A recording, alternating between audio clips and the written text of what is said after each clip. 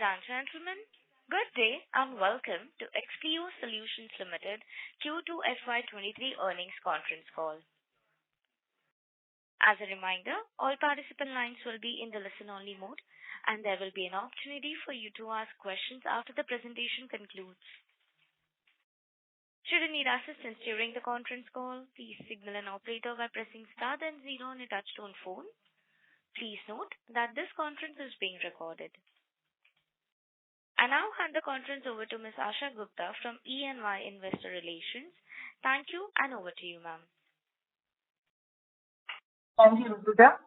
Good afternoon to all participants in the call. Welcome to Q2 FY23 earnings call of Expleo Solutions Limited. The results and investor presentation have been mailed to you, and they are also available on the company's website. In case anyone does not have a copy of press release and presentation, please do write to us and we will be happy to send it to you all. Representing the management today, we have Mr. Balaji Vishwanathan, Managing Director and CEO, and Mr. Desikan Narayan, Chief Financial Officer. Mr. Balaji will start the call with a brief overview of the quarter gone by, which will be then followed by Mr. Desikan, who will be getting into the detailed financials. After that, we will start the Q&A session. As usual, I would like to remind that anything mentioned in the call which gives any outlook for the future or which can be construed as forward-looking statements must be viewed in conjunction with the risk and uncertainties that we face. The risk and uncertainties are included but not limited to what we have mentioned in the prospectus filed with the SEBI and subsequent annual reports, which you can find it on our website. Having said that, I now hand over the call to Mr. Balaji. Over to you, Balaji. Thanks, Asha. Good afternoon, everybody. Thank you so much. Pardon us for a couple of minutes delay, trying to get connected. Thank you so much once again for your interest in Expleo Solutions and for participating in the call. We have had a reasonably good second quarter for this financial year as well. There has been growth across all segments. We still see a reasonably good pipeline. Of course, the customers are getting a little more cautious in terms of what kind of opportunities are coming the way and also how long the term of the engagements are going to be. So there is a little bit of caution considering the kind of macroeconomic factors that we are facing. However, we don't really see that to be or we are not ready to call that as a slowdown as yet. We are still confident that the digital transformation journey which all the customers have embarked on is still going to continue, and the opportunity that we have and the kind of capabilities that we have built, we will still be having a really good traction from a business activity perspective. We have been focusing on people. That's one of our biggest challenges in the entire IT industry, both in terms of attrition and in terms of recruitment. We are also looking at making a bigger investment in 2023, considering the kind of opportunities that's likely to come by, and probably somewhat similar to what we did in 2021, where we had more than 500 plus graduate hirings that we did. This year, 2023, we may probably do something similar as well. While in 2022, it slowed down a little bit in terms of hiring because we had a significant number of resources who were to get filled. We also had some amount of attrition numbers. I'm sure that there will be another question on that. The reason why the attrition numbers are higher is primarily because we were also looking at the cost, and people who were not getting billed were actually,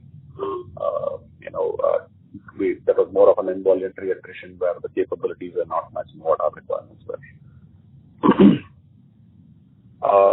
And apart from that, we also had quite a bit of CSR activities which we did in this quarter, focusing on both environment and education. At the merger of the entities, there has been some progress with some of the NCLT getting, and we still hope that we should be able to complete as per our original schedule of December 2022. That's all I have as an introduction. Desikan, over to you for you to go through the detailed financials. Thanks, Balaji. Good afternoon to all. Another good quarter with the revenue reaching 131 crores and EBITDA at 22%. We take you through the quarter-on-quarter and half-yearly performance. Quarter-on-quarter, revenue for the quarter improved by 3.6%, ending 131 crores against 127 crores last quarter. EBITDA percentage was 22%, and which is an improvement of around 117 basis points. PAT was almost the same as previous quarter, ending at 13.9%. On our half-yearly performance showed a growth of around 39% in revenue. EBITDA in value grew by almost 65% against previous quarter, majorly contributed by revenue growth with cost. Majorly contributed revenue growth in the cost not being the same as what the previous percentage on revenue is. Earning per share improved by 45%, ending at 33.9. And on the update on merger process, currently for the unlisted companies, it is the official liquidator of each state has to submit the report to the respective NCLT. Once that is over, NCLT of those states will take into consideration before the pronouncement of the order. With respect to NCLT Chennai, they have sent as a process, they have sent it to the other regulatory authorities for their representation, if any. The next hearing is around the third week of December, so we expect all to close by end of the year. We are keeping our fingers crossed. And one thing to update is on the DSO. I think last time to this time, the DSO was almost a one-day drop. The major reason is we had, as mentioned last time, we had one of the client which had a internal system change, due to which the payment got delayed. We do see the same spillover during the quarter. Other than that, a couple of clients in India and Middle East, we had some delay in payment, which we expected to receive it by this month. So overall, the target and the expectation is to further reduce the DSO in this quarter. So that's the overall update about the quarter. Now we've opened the Q&A session. Thank you. We will now begin. One thing is that I think Ralph has joined the call, I think. Is it true? Yes, he is connected. Can you, Asha, can you just introduce him, please? Yeah. So we have also Mr. Ralph Gallison, Chairman and Non-Executive Director of Expleo Solutions Limited and Global Executive Committee Member. So we will now start the Q&A session. Thank you.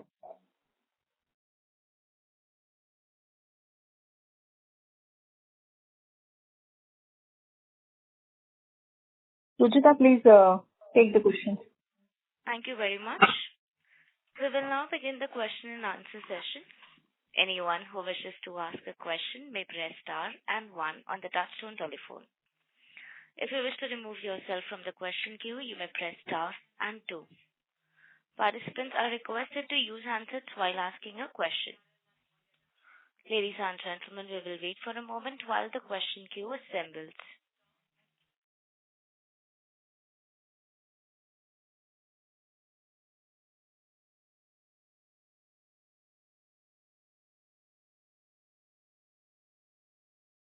The first question is from the line of Abhishek Singhal from Naredi Investments. Please go ahead. Good afternoon, and thanks for taking my question. First question, there has been a sudden increase in loan which was of 19 crore in March. It becomes 61 crore in September. So give details. And also you have given loan to your group entity for how long and when will you take it back? Okay. And second question, yes, sir. Good. Second question, is there any capex plan for FY23 and FY24? And where do you use the cash you have? Okay. Thank you, sir. Thanks, Abhishek, for the question. See, with respect to the loan, what we talk about is that it's basically what we have done is that there is a group cash pool what is maintained in the group. So from the subsidiary company, we do transfer the money into the cash pool. It is more from an investment perspective. We move it to that cash pool, which gives us a better interest compared to what we are having it in the bank account. So if you look at the bank account in the respective geography, we don't get much of interest out of it. So that way we see that it's a good opportunity for us to earn a better interest. That's the thing which we have put in, and we have parted some of the cash, excess surplus cash what we have in there, so that we get the better interest. And sir, how long time? For how long time? this is a very short term. You see, if you look at it, this cash is I can get it in 1 day's time. Actually, the agreement is within 3 days we can get the cash back. So there is no term for this transfer of cash. It's a daily. We can get it at any time. So it is on demand kind of investment what we have. So that way we feel that it is safer, and also interest is also good. And your second question, I missed it. About capital investment, right? Yeah. Currently, I'll take that, Rasigan. Yeah, we do have plans of capital investment, primarily from expanding our capacity. We are running short of a capacity in Bangalore.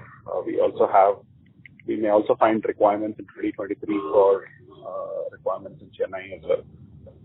So we are making some investments. We are not going to buy anything, but it's primarily around leasing and some amount of investment for making up that particular place. And the other investment that I talked about, which we mentioned earlier, is on the people. We are planning to hire graduate trainees in a similar scale as what we did in 2021, around 500 to 600 people over the course of the year, not in one shot. And there will be an investment for training them and upskilling them as well. So these are the bigger investments that we see at this particular point of time.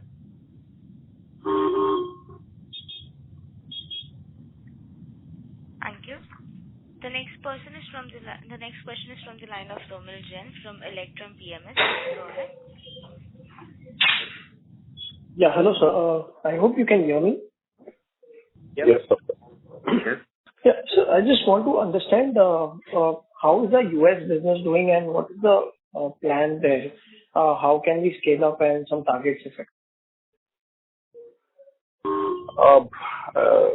Yeah, so I've talked to this in almost all the investor calls mentioned earlier as well. So US is, of course, an important geography, but we are not looking at US at this particular point of time because we have enough opportunity in the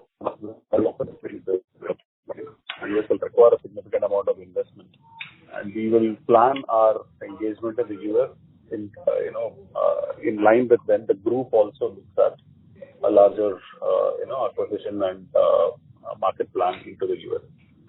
At this particular point of time, we did a data management acquisition last year or last couple of quarters back, and that is what is contributing to the growth in US.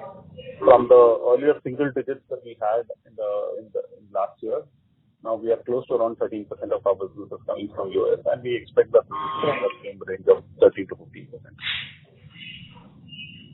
Okay. And sir, if you can just help me with guiding on the consolidated margins post the merger is complete. Where do we stand, on a more sustainable basis? And lastly, just on the digital part of the business, if you can just explain how is it different from what we were doing earlier, and so the entire digital aspect. Rasikan, you want to take the post-merger margin question? Yeah, post-merger margin, we are expecting to on the EBITDA, we are looking around 16 to 18% is the post-merger margin what we are looking at for now. So, sorry, sir, how much? Can you repeat that? Around 16 to 18%. 16 to 18, okay. And from a digital transformation piece, from the earlier way of primarily focusing on functional and manual testing, we have done a transformation over the last 5 years, moving into DevOps automation. We also started with some amount of software development that will primarily fixing what we are identifying as issues. And legacy modernization, because most of our customers who have legacy platforms, moving from those platforms into the newer platforms, we are supporting them in both configuration, testing, installation, moving into cloud. All those are the ones where we are focusing on, and that's what we classify as digital in our services. Thank you. Ladies and gentlemen, in order to ensure that the management is able to address questions from all participants, please limit your questions to 2 per participant. The next question is from the line of VP Rajesh from Banyan Capital Advisors. Please go ahead. Hi, thanks for the opportunity. Just, Balaji, if you can share the numbers for the unlisted entities which are going to get merged, how did they perform in this quarter? Yeah, I will take it up, Rajesh. Hi, Rajesh. Yeah. For the quarter 2, they had a revenue of around 95 crores and an EBITDA of around 18 crores, which is around 19% EBITDA. Okay, great. And then the second question is, since Ralph is also on the call, what is the group plans for growth in calendar year 23, given, the macro conditions in Europe is being described as very challenging. I'm just curious as to what kind of growth opportunities we are looking at the group level. From Victor's perspective, we are, first of all, good morning, everyone. Or hello. It's still good morning at my side here. Growth opportunities, I think on the one hand side, as we are generating significant revenue at the group level in Europe, there are certainly some challenges, energy crisis, the war in the Ukraine, that is definitely creating a market environment that is challenging on the one hand side. But on the other hand side, we see in the industries we are in at the group level, and a significant part is in our aero, defense, and even in the automotive sector, we don't really see a slowdown of the customer investments in digitalization. We see still in the automotive sector a strong shift into the software-enabled cars. We see a lot of effort in terms of robotics to even streamline and digitalize processes even in the aero industry. So from an investment perspective, and this is even confirmed by our customers, we do not see a slowdown in their investments on all what is around digital. And we even see as they are still going into their normal cycle, even to develop new products, new cars, new aircraft. We can even see there that there is still good demand, and they're very cautious on the one hand side. Decision cycles will be shorter. Even there are sometimes some shifts even before even contract will be awarded. But overall, despite the overall macroeconomic climate, we can see quite a lot of confidence with our customers that they will continue on their transformation strategy, even besides the banking and insurance segment that was already covered by Balaji.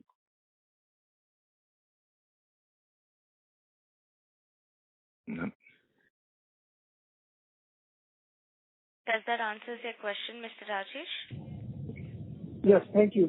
That's very helpful. Just a quick follow-up. What kind of revenue growth are you expecting in calendar 23 at the group level? At the group level, we had this year a growth of around 25%, and we are even expecting that we will outperform the market in 23, so that we are again expecting even there a growth that is definitely closer to the 20% than the 10%. Okay, wonderful. Thank you so much.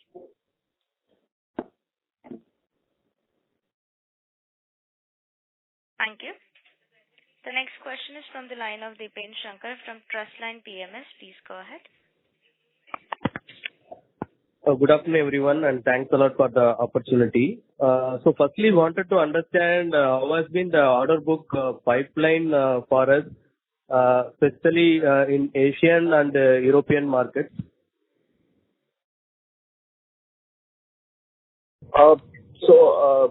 Depends. The order book is not very different than what we had when we started 22 as well. So normally our customers actually give us orders for a period of, the max period is 1 year, and then they keep renewing it as we go through the transformation project. There are a few of them which goes multi-year, but mostly it's all in that 6 months to 1 year range. And if we have to look at where we are going to start our 2023, at least 70 to 75% of whatever we were doing in 2022, we still have a confirmed outlook.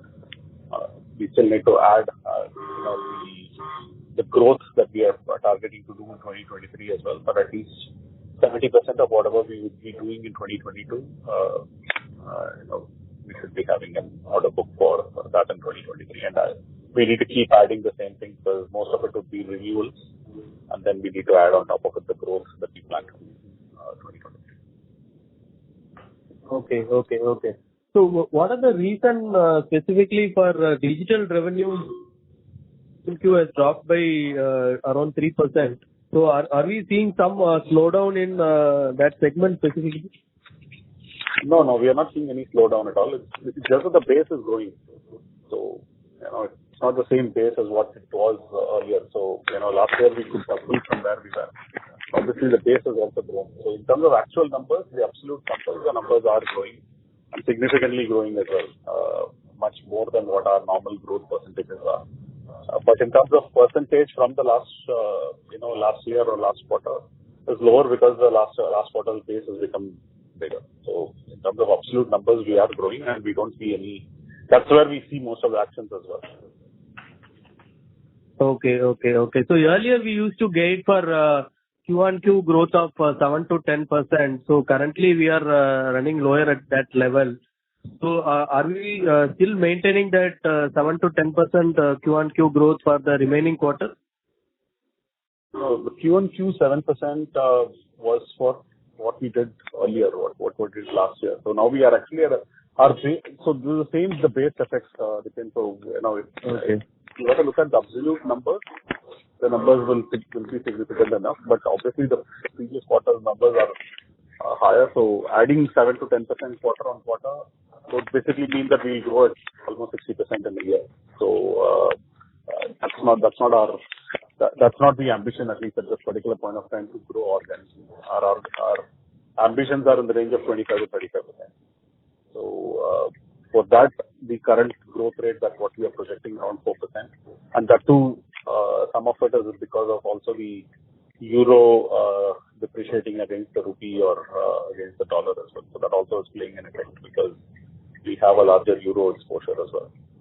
So other than that, our target is to do anywhere between 4 to 5% quarter on quarter. Thank you. The next question is from the line of Anuj Sharma from M3 Investment. Please go ahead. Yeah, thank you. Am I audible? Yes, sir, you are. Yes, Anuj. Yeah. Thanks. See, I have two questions, both on capital allocation. One is we have given the loan to the parent at, as per annual report at 4.4% plus LIBOR. However, when we see the interest from related parties, it's a 1% yield.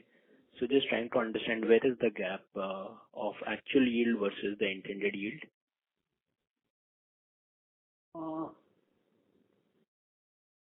Maybe I just need to take this thing. Currently, need to calculate it, because if you look at the interest rate, what you have taken is based on the current market condition, what we are doing, and whatever we have given it based on the LIBOR basis. So, Anuj, we also need to look at when the loan was actually disbursed and what is the timeline as well. So it is not that the entire quarter, the amount of. No, I'm not talking about the quarter. I'm talking calculated based on that. Yeah. Balaji, I'm actually talking about the year. So FY21 opening balance was 19 crores and ending was 19 crores, and the interest received is roughly 2 crores. 20 crores, yeah. Or 2 million, sorry. So it's 1%. This, whatever the loan, what we are giving is started only at the end of last quarter. So prior to that, it was more an FD interest, which was lying in Indian bank, which have been getting to term loan. short-term kind of a fixed deposit what we kept. Now, if you look at it, what are the surplus amount what we had in the subsidiary bank account, which never used to get any interest. Whatever the surplus, now we are putting it in the cash pool of the group, which is now getting this LIBOR rate. So I think it's a very I can say that it's only a 2 to 3 months old kind of a thing. So that way you can't compare it with a year number with the 3 months. If you look at our interest income compared to last, that has increased from last quarter to this quarter. But again, that is the thing which we can see it rather than comparing with the whole year. I don't think that we can do that in a yearly thing which will take time. If we're going to continue it further down the line, then it makes sense. Otherwise, this is a very short-term kind of a timeline to check on that. Okay. Balaji, Desikan, sorry, I'll reiterate the interest is 1% for FY 21-22 for the whole year, but we'll come back on that. My second question is, look, we have been reluctant to give dividends for the past 3 years, 19, 20, 21, in fact 4 years, and we have prioritized loans to related parties over dividend to shareholders. So, what's the thought process over here? The loans are now 20% of net worth, yielding just 1%. And how are the independent directors really comfortable with this? One thing is technically it is because they are putting it as a loan, which actually I'm not seeing this as a loan. I'm seeing this as a parking of my surplus cash in a place where I get better interest than what I get it in bank. That's the way I look at it. Maybe because the way it is mentioned it as a loan, it is not actually loan. It is more from my side. It is more a parking of my surplus cash. So that way, even the independent has looked at it. See, we are not. I don't want to compare it with the dividend what you're talking about, because currently, if I look at it, I have the surplus cash because any time in 3 days time I can get back the money. So that way I can't compare this as a usage of my cash for a loan. I see that as a usage of my cash, the surplus cash, to earn better interest. So that way I don't take that as your comparative as a loan is not something which I'm looking at it. We are looking at it from a perspective of using the surplus cash for a better interest rather than using it for a loan, for a M&A or paying dividend. That comes with even currently I have that money. So I think there are two decisions are completely different from each other. So that's something which I want to tell you. All right. And just one follow-up, Desikan. So why aren't we getting money back to India and deploying it at a higher interest over here? So, again, it's basically a capital allocation decision, which I'm really not really sure how the management and the board is thinking about it. But really, it's a suboptimal capital allocation decisions. The capital of the surplus cash has been deployed. Not really, Anuj, because we, like what I mentioned earlier as well, our exposure is not on US dollars. US dollar is the only one which is appreciating in India.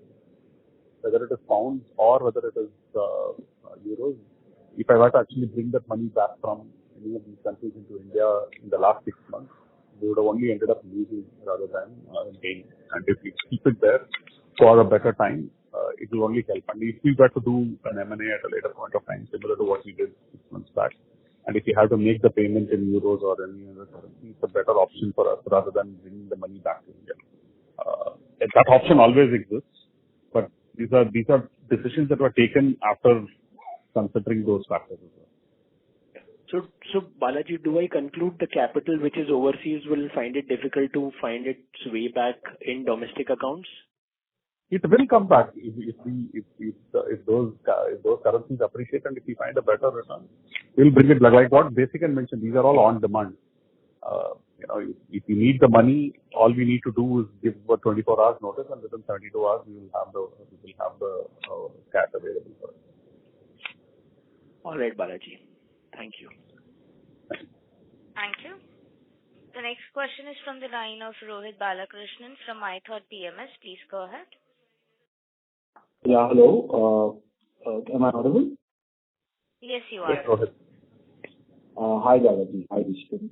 Hi, Dan. Congratulations on a very good set of numbers.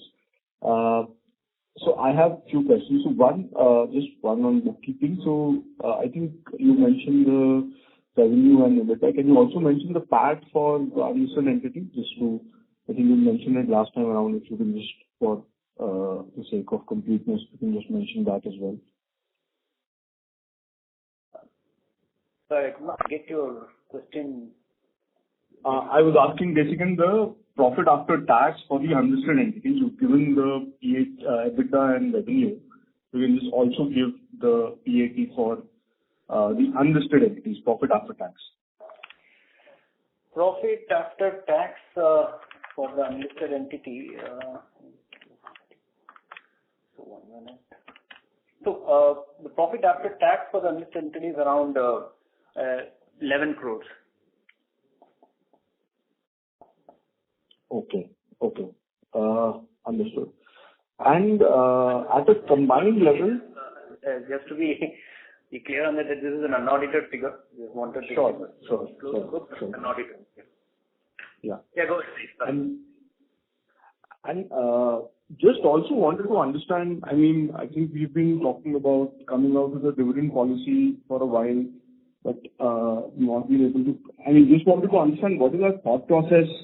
As the previous participant also asked, we have not been on the dividend paying list for a while now. And I mean, just as a shareholder, while I understand your thought process from optimizing your earnings on these in a short term, but from a overall perspective, we've generated close to 90 crores EBITDA this first half on a combined basis. I know we have not yet merged, but just generally trying to understand what is our thought process in terms of redistributing cash, utilizing cash.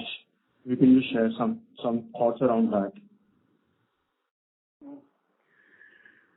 So, if I look at it, one thing is because we do discuss this about it.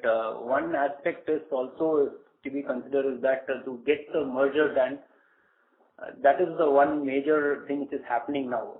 We are hoping that by December that gets closed. Then we have the combined entity coming in, and by the next quarter we will see that how the overall performance for the year is. So maybe that is one thing which always is the priority for now for the group, and also that is one priority which is not. That is one of the reasons that the decision of how to get the dividend done is something which has been a little postponed for now. Other thing is, of course, the group is also looking at the M&A activity, how we can use the cash better. So these are the things which is currently going on, but the first priority is get it merged, and we are almost in the last leg of things. Hopefully, I'm just thinking my finger crossed that we will get it done by this year, and we'll start the new year with the combined entity. So that's the current thought process which I feel. Maybe Balaji or Ralph can add to that.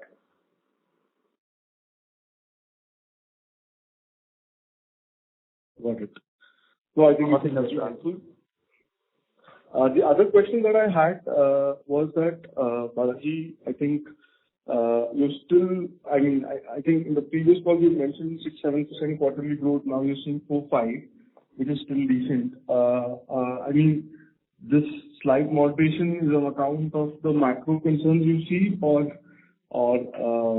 some, I mean, or just, I mean, is that the reason one should think for slight moderation? I know it's still good, but just to, I'm talking about the listed entity right now. It's because of the base effect, Rohit, because the base keeps changing quarter on quarter, and that's the reason why we're talking about it. If you look at what we talked about in the last 2 years, we have been growing year on year in the range of around 35%. And we still continue to have that as our target to anywhere between 25 to 35 is what our objective is. So we're not sure whether we'll, like what I mentioned, we live 2 quarters at a time. So that's the kind of certain visibility that we have. And I also mentioned when we started off that there is some amount of caution in terms of the decision-making process and the investments that the customers are willing to make as well. But this 4 to 5%, in my opinion, is still add to the same 25 to 35. Okay, understood. And in terms of the unlisted entities of this quarter, you've seen very strong growth. So will this kind of momentum, even on a higher base, will continue? Like, you're now almost 100 crores kind of quarterly run rate, 95 crores this quarter. So on this higher base also, do you see that those entities also growing at a similar range, or they could probably grow at higher rate, given what Ralph earlier mentioned, that they're all in areas which are in areas where the overall market is also expanding from a software point of view. So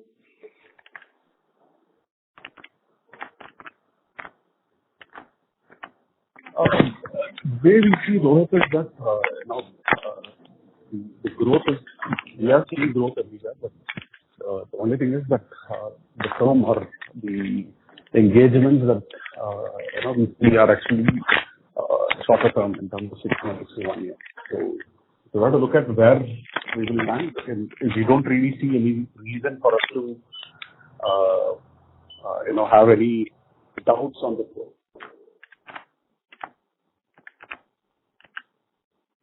Thank you. The next question is from the line of Aman Vij from Asset Investment Management. Please go ahead. Yeah, good afternoon, sir. My first question is on the employee strength. What is it today, and how much addition are we planning for this year as well as next year?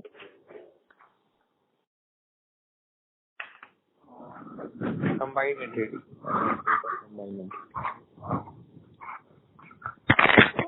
So the combined entity, we are at around 4,200 people right now, and our expectation is that this year we did not add too many trainees from what compared to what we did in 2021. 2023 we are also looking to add a significant amount of trainees as well, around 500 to 600 of them. Our target is to get to at least 5,500 next year. And any targets you have for next year? 5,500. That is for next year, not That's right. No, not for this year. So this year it will be around what number, sir? 4,500 to 4,700. It is slightly lower than what we expected, but that was primarily because we had to take a call on cutting down on some of our costs, and that's why you see a bigger number on involuntary attrition or managed attrition. Sure, sir. Second question is mostly to Ralph. There was this news of our parent RDN looking for selling of the Expleo group. If you can update on that, and what are the thoughts on that part? I think probably first of all, as it is an earnings call for Expleo solution, I can certainly give some insights, but I think you even understand that it is not an Expleo Group investor call. What I can confirm is that we are having a good relationship with our shareholder. We even saw some news in the market that were even a surprise. I think even for the shareholder, what was probably even a speculation in the market, what would happen. We know that we're having a very strong support from our shareholder in 2022, and I think we all can expect the same support from our shareholder, majority shareholder, even in 2023. Even we are aware that there were some on some of the M&A platforms, some speculations, but that is nothing that we can confirm as a fact. Thank you. The next question is from the line of Sugandhi Sud from InCred Asset Management. Please go ahead. Yes, hi. Congratulations on the results, and thanks for taking my question. I'll start off with the performance of the listed entity. If I just look at the geographical trends, Europe, both on a quarter-on-quarter and year-on-year basis, is very tepid, and I understand that there's a currency impact. So, just that -2 to 2% sort of number, am I right in calculating that, the constant currency growth would have been in the range of 8 to 10%. And is there and as you mentioned that US we've had better traction. So I'm just trying to understand if 50% of the business is from Europe. So at a group level, at a combined level, our growth, is it coming more from, mining our existing clients, or is it, what 20-25% target we have? Is it predicated on, just adding new clients? And, how's the pipeline looking with regards to that?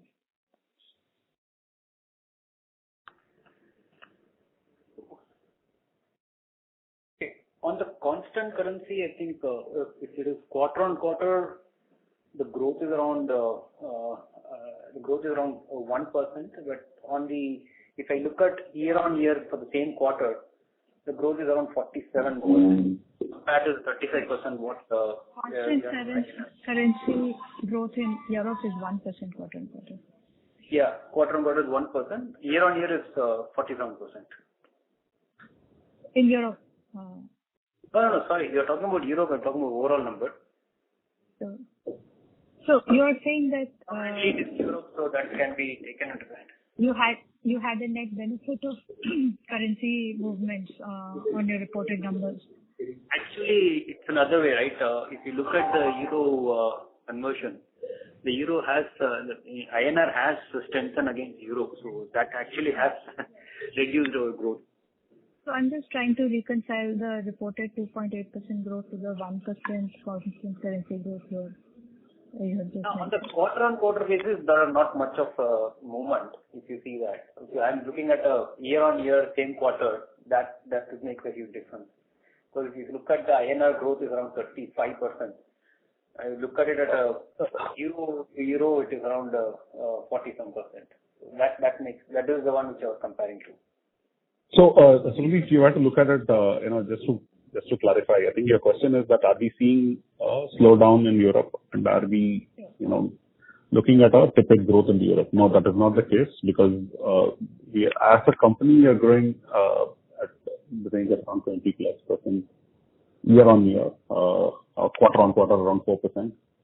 If you take the currency effect off, it's probably been around 2.8% or so. But the Europe business, which is coming in from the group, and some part of the business that we signed directly with our European customers, are also growing at a similar rate.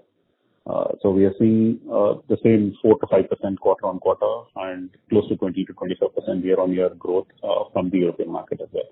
We haven't seen any slowdown at this particular point of time, but at the same time, like what Ralph mentioned, there are customers who are re-looking at some of their projects, and that's why we are looking at it on a quarter-on-quarter basis in terms of how the situation is going to be for the next quarter or 2 quarters from now, rather than looking at a very long term, because things might change, quite quickly.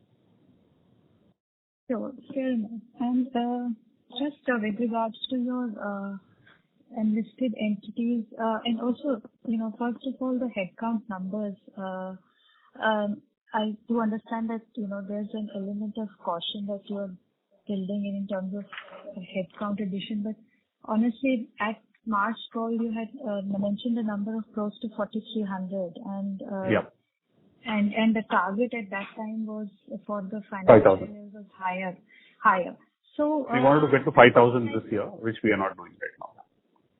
Right. So, and, I'm just trying to reconcile again with the 25% growth that Expleo Group has reported and the outlook they have, and also the potential for outsourcing that, our Indian entities have from the group itself. So, with so much growth happening, why are we, not trying to capture that, and why is the headcount addition, not expected this year? Okay. The reason why there was a significant amount of, I mentioned earlier as well. So last year, in the around end of the second quarter, early third quarter, we hired close to around 500 trainees who all became billable this year. So that is the reason why the revenue growth is not translating exactly into a headcount growth, because all those team members were actually getting built starting from this year. And that was an investment when we did last year. And it will translate, and that's why I said that next year we are going to look at once again hiring another bigger tranche than what we did this year. And the digital growth also is actually not exactly directly proportionate to the headcount growth as well. While for any services company, the growth will also have to result in some amount of headcount growth. It may not be directly proportional. We will see headcount growth in 2023, but this year we were a little cautious on how much we wanted to invest because we wanted to make sure that the team whom we hired last year gets billable.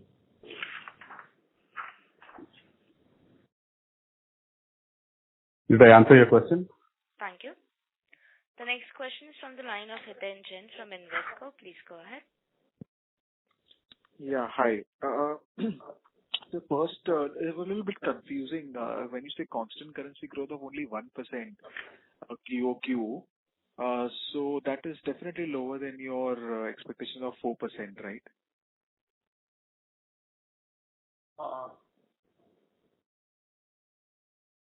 Yeah. One thing, okay. Let's lower than comparatively. That's the thing, right? Of course, it's lower than for this quarter. It is lower, but we are trying to talk about the base, right? If you look at the base from last quarter to this quarter, last quarter we had a 15 million revenue. Now this quarter we made a 16 million revenue. So if you look at the base for the last 3 years, we at 2 years before we were at the range of around 8 to 8.5, and then we raised to around 9 to 9.5. In the last year we went up to 9 to 11. Now we are at the range of around 13 to 15. So that way the growth has phenomenally happened over the last 3 years. So now between the quarters, now the growth has been lower because of the base, what Balaji was mentioning. So that is something which is really making a big difference, I look at. No, so then if this base is here to stay, then your expectations of 25-30% is quite high, right? On this base, then you should ideally expect 5 to 10% growth given what you have done this quarter. So where is this confidence coming from? This base is here to stay now.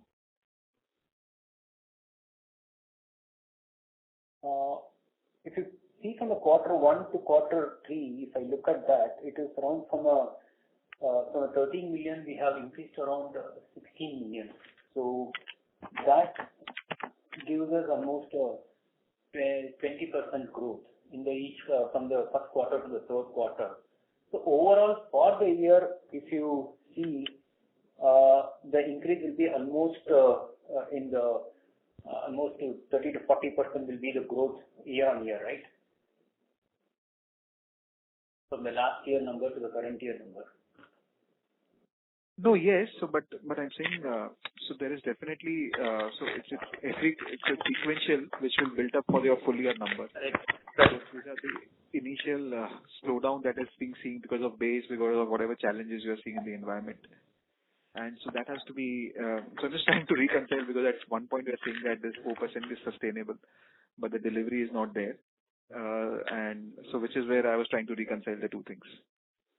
So, we grew by close to 40% in the first half compared to what we did last year. And the expectation is that we would, when we close the year compared to what we did last financial year to this year, we would be in the range of around 35%. And that's what we are talking about so far in terms of what our expected growth rate from what we did in 2022 to what we will do in 2023, the financial year 2023.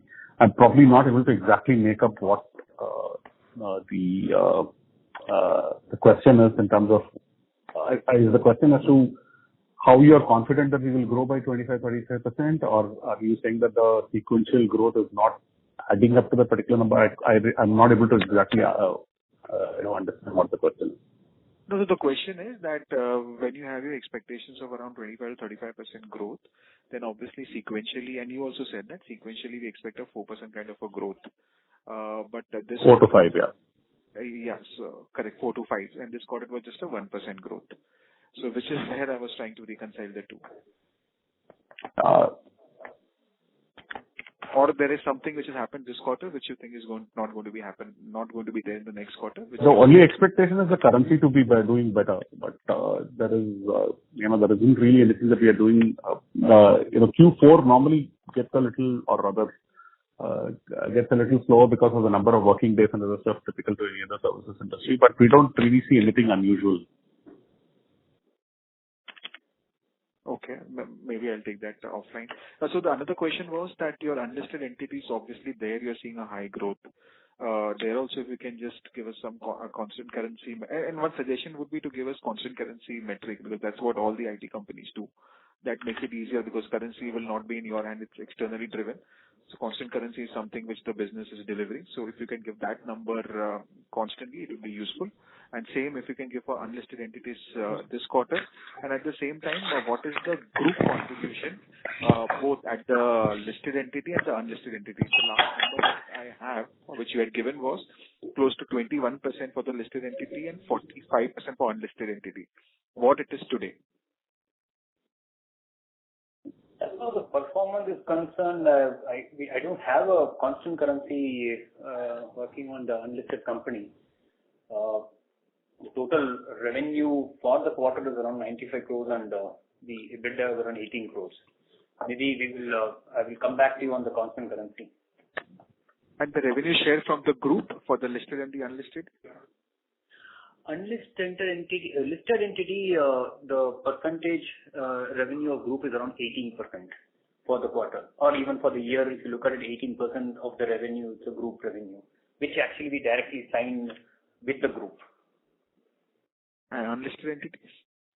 Unlisted, with respect to the Pune entity, it is around 85 to 90% is the group revenue, and with respect to the Bangalore entity, it will be around 15%, 10 to 15% is the group revenue. That's the combination of it. Okay, so I have more questions. I'll come back in the queue. Thank you. Thank you. The next question is from the line of Rohan Advan from Multi-Act. Please go ahead. Yeah, thanks for the opportunity. My first question is on the margin guidance of the merged entity at 16 to 18%. If you look at it today, the listed entity is upwards of 20%, and in Q2, the unlisted subs have done 19%. So we are already above 18%, and with the merger happening, shouldn't there be some synergies? So why is the guidance at 16 to 18? Are we expecting, some more, expenses post the merger that should bring it lower?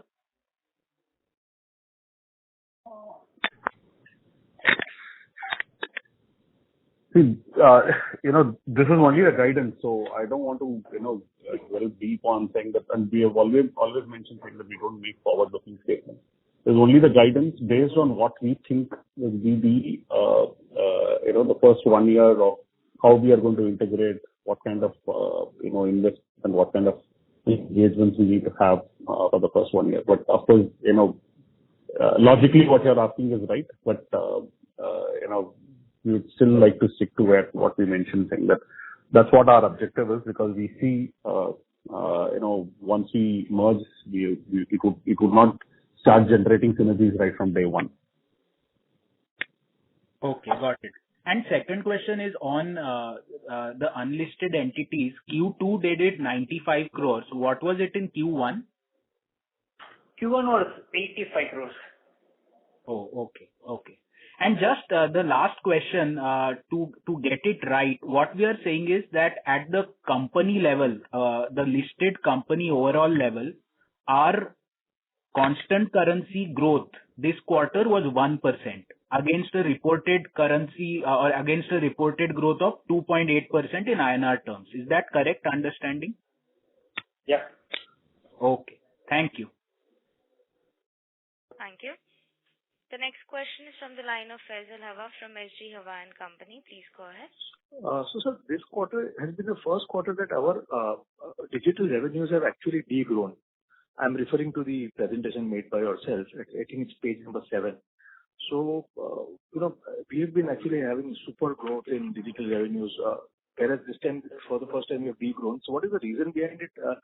And secondly, sir, our clients which are above 1 million have fallen from 13 to 11 quarter-on-quarter, and clients from 0.5 to 1 million have also fallen from 17 to 14. So is this a worrying factor? And what is the kind of reason that, there could be for this? Secondly, sir, how many new customer visits that we have had, in this quarter, for new contracts, et cetera? And our parent Expleo, is it listed? And what is the kind of, ER&D revenue that we have on the parent level, as a percentage of total revenue? And how much, once the entities are merged, how much more, outsourcing can we expect? It's at 20%. Is it possible that it could go to 27, 28%?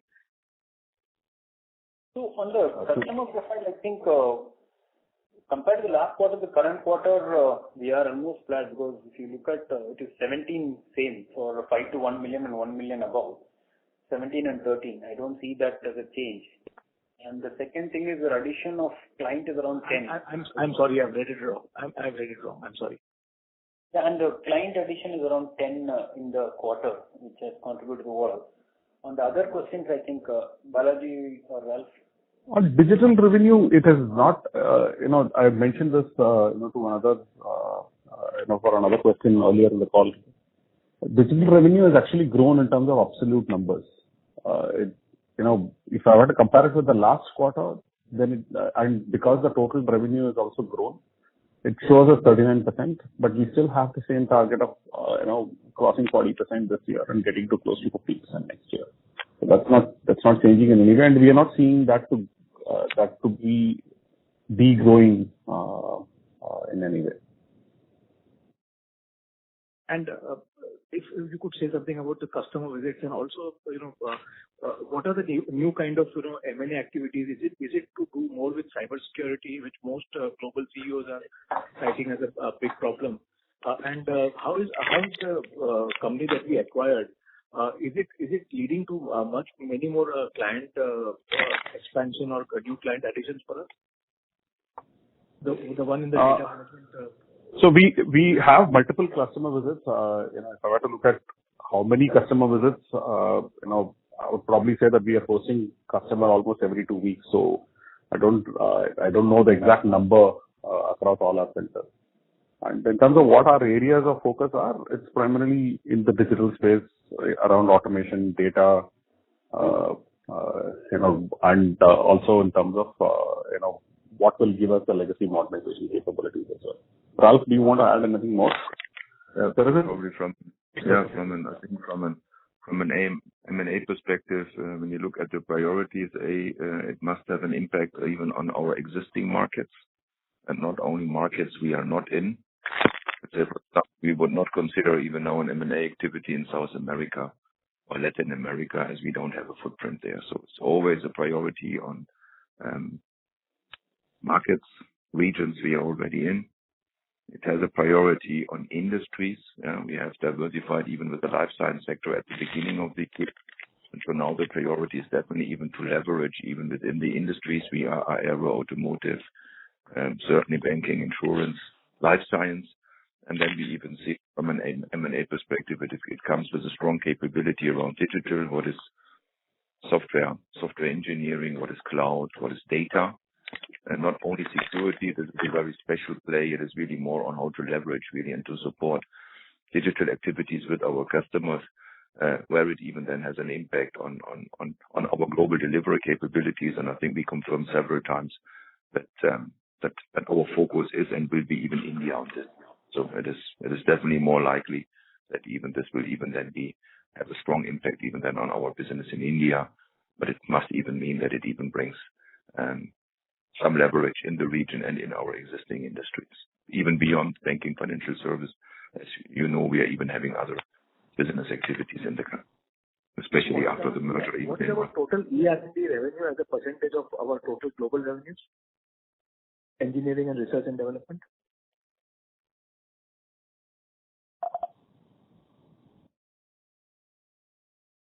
Can you repeat the question? Sorry. What is our engineering, research and development revenues as a percentage of our total global revenues for the Expleo group? That is one. Second, are we a listed entity? And third, how do we plan to raise outsourcing to India from the current 20-21% to at least 26-27% once the merger is complete? Okay, so don't get me wrong. I understood there are only two questions. I'm happy to answer three now, but so overall, the engineering part is roughly 2/3 of the group business. We are not a listed entity. We are owned by a PE fund. That's a minority shareholder. And the minority shareholder is still Assystem, what is an engineering firm listed at the stock market. And yes, we are certainly even consider even to bring more of the customer-related activity that we are even having today, and even what we are expecting as growth. This will even then include delivery from India. Yeah. So with the growth, even in the engineering segment, we are even expecting even there a more even accelerated growth even than in India, as more of the new initiatives will be in a distributed way, including delivery from India than the traditional engineering services that were more customer-led and more on-site. Thanks a lot. Thank you. Ladies and gentlemen, this was the last question for today. I would now like to hand the conference over to the management for closing comments. Okay. Thank you so much. Thanks for once again joining the call and asking questions. Hope we were able to answer most of the questions. And thanks for your continued interest in Expleo Solutions. Thank you so much and take care and stay safe.